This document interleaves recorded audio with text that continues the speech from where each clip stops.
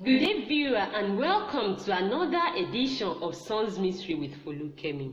On this edition, we shall be looking at another song titled Gbogb, Eyin, Onigbagbo, that is Christians all over the world. You know, Christianity means having Christ-like mind, having the mind of Christ, behaving like Christ, walking like Christ, talking like Christ, doing everything like Christ. But you know what matters is that we have to be very, very careful of our behaviors, of our attitudes, so that after our race on this earth, we shall be able to reign with Christ in heaven. Come on, everybody, let us sing the song together. Gbogb, Eyin, Onigbagbo. Gbogb, Eyin, Onigbagbo. Gbogb,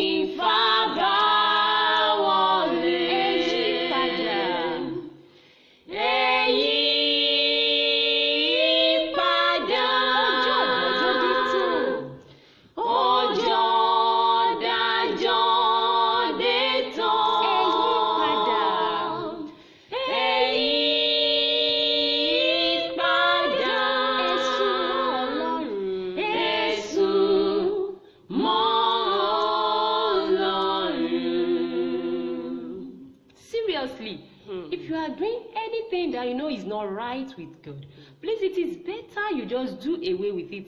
Turn a new leaf, because the judgment day is very, very near. Please, just try to live everything that is not Christ-like.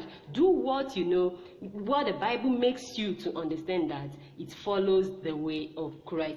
Please always remember to like our page on Facebook, on Instagram, on Twitter, on all social media. Please always like and share us on Facebook, Songs Mystery. Till next time, God be with you. Bye-bye.